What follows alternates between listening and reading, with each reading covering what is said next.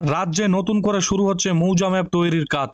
মৌজা ম্যাপ তৈরিতে বাংলা জুড়ে উড়বে ড্রোন ক্যামেরা, অর্থাৎ ড্রোন ক্যামেরার মাধ্যমে ডিজিটাল মৌজা ম্যাপ তৈরির কাজ শুরু হতে চলেছে।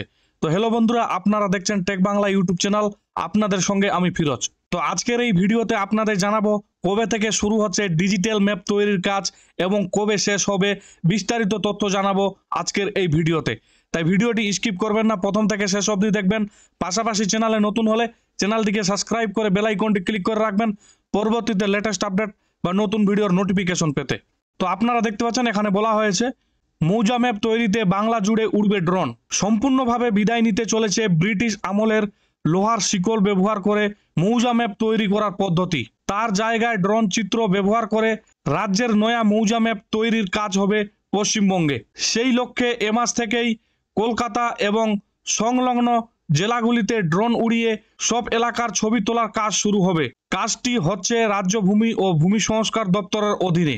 তো এখানে বলা হয়েছে ব্রিটিশের আমলে যে লোহার শিকল ব্যবহার করে মৌজা ম্যাপ তৈরি করা হয়েছিল সেই মৌজা ম্যাপ বিদায় নিতে চলেছে বা সেই মৌজা ম্যাপ বন্ধ হতে চলেছে। তার জায়গায় ড্রোন ব্যবহার করে বা ড্রোন ক্যামেরা ব্যবহার করে রাজ্যে ডিজিটাল ম্যাপ তৈরি করা হবে বা রাজ্যে ডিজিটাল মৌজা ম্যাপ তৈরি করা হবে এবং এই মৌজা ম্যাপ তৈরির কাজ এ মাস থেকেই শুরু হয়ে যাবে কলকাতা এবং সংলগ্ন জেলাগুলিতে, অর্থাৎ পশ্চিমবঙ্গের সমস্ত জেলাগুলিতে ড্রোন উড়িয়ে এলাকার ছবি তোলা হবে বা ডিজিটাল ম্যাপের জন্য ছবি তোলা হবে। এবং এই মৌজা ম্যাপ তৈরির যে কাজ, সেই কাজটি হচ্ছে রাজ্যের ভূমি ও ভূমি সংস্কার দপ্তরের অধীনে বা ভূমি দপ্তরের আন্ডারে। এরপরে এখানে বলা হয়েছে ব্রিটিশ আমল থেকেই গান্টার চেন, অর্থাৎ একটি আঙ্গুলের 1/3 চওড়া মাপের শেকলের আদলে তৈরি লোহার চেন ব্যবহার করেই জমি জরিপের কাজ করা হতো। মূলত মৌজা ম্যাপ তৈরির জন্যই ব্যবহার করা হতো এই পদ্ধতি। এই 66 ফুট দৈর্ঘ্য লোহার শেকল ফেলেই 1890-তে সিএস মৌজা ম্যাপ, 1953-এ আরএস মৌজা ম্যাপ এবং 1970-এ এলআর মৌজা ম্যাপ তৈরি হয়েছে। প্রত্যেকবারেই জমি জরিপের কাজ শেষ করে ম্যাপ তৈরিতে সময় লেগেছে অন্তত 30 বছর। শহরাঞ্চলে গত 20 বছর ধরে এই গান্টার চেনের জায়গায় ফিতে ব্যবহার করে জমি জরিপের কাজ শুরু হলেও এখনো গ্রাম অঞ্চলে এই পদ্ধতি অনেক ক্ষেত্রেই ব্যবহৃত হয়ে থাকে। আবার সার্ভেয়ারদের প্রশিক্ষণ দেওয়ার ক্ষেত্রেও গান্টার চেন পদ্ধতিকেই আদর্শ মেনে চলা হয়।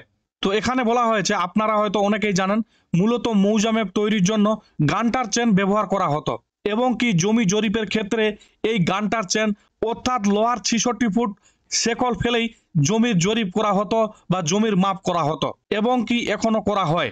এবং আপনারা হয়তো অনেকেই জানেন 1990 সালে সিএস মৌজা ম্যাপ যে তৈরি করা হয়েছিল, সেই মৌজা ম্যাপ এই গান্টার চেন দিয়ে তৈরি করা হয়েছিল এবং কি 1953 সালে আরএস মৌজা ম্যাপ যে তৈরি হয়েছিল, সেই মৌজা ম্যাপটিও গান্টার চেন দিয়ে মৌজা ম্যাপটি তৈরি করা হয়েছিল। এবং এখানে বলা হয়েছে প্রত্যেকবারে জমি জরিপের অর্থাৎ মৌজা ম্যাপ তৈরিতে সময় লেগেছে 30 বছর। এরপরে এখানে বলা হয়েছে তবে গত কয়েক বছরে ডিজিটাল ম্যাপ তৈরির লক্ষ্যে রাজ্যের হাতে এসেছে 30টির মতো টোটাল স্টেশন, জিপিএস রোভারের মতো অত্যাধুনিক প্রযুক্তি ও যন্ত্রপাতি। সিঙ্গুরে কৃষকদের জমি ফেরত দেওয়ার সময় জরিপের কাজও করা হয় এই সমস্ত অত্যাধুনিক পদ্ধতি ব্যবহার করেই। এই সমস্ত প্রযুক্তির পাশাপাশি পরবর্তীকালে ক্যাডাস্ট্রাল ম্যাপ তৈরির ক্ষেত্রে স্যাটেলাইট চিত্র ব্যবহারও শুরু করে রাজ্য। এবার ড্রোন প্রযুক্তি ব্যবহার করে তার থেকেও ভালো রেজুলেশনের ছবি হাতে পাবে রাজ্য।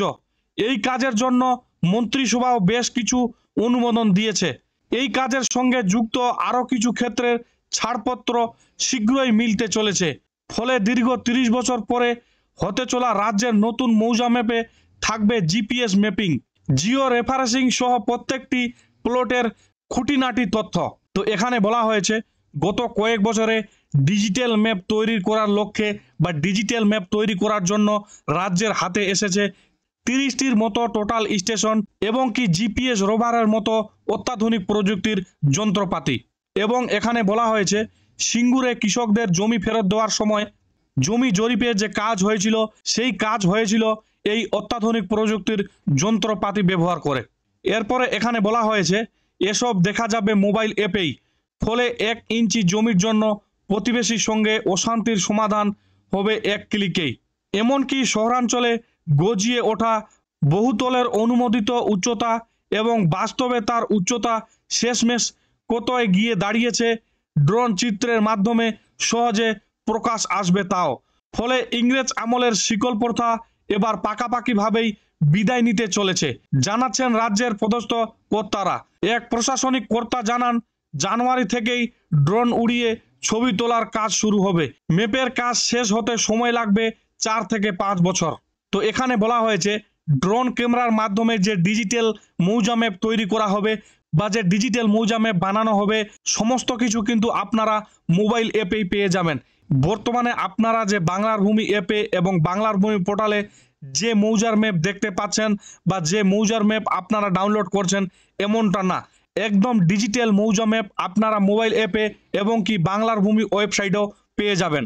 এবং এক প্রশাসনিক কর্তা জানান, জানুয়ারি মাস থেকেই অর্থাৎ এই মাস থেকেই ড্রোন উড়িয়ে ছবি তোলার কাজ শুরু করা হবে এবং এই মৌজা ম্যাপ তৈরির কাজ শেষ হতে বা সম্পূর্ণ হতে সময় লাগবে 4 থেকে 5 বছর।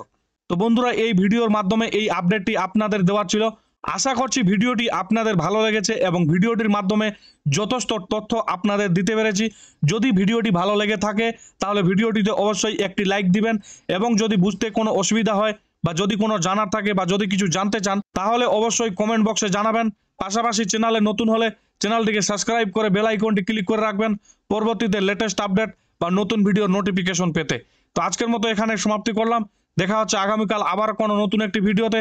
ততক্ষণে সুস্থ থাকবেন, নিরাপদে থাকবেন। ধন্যবাদ এবং ভিডিওটি প্রথম থেকে শেষ অবধি দেখার জন্য আপনাকে অসংখ্য অসংখ্য ধন্যবাদ।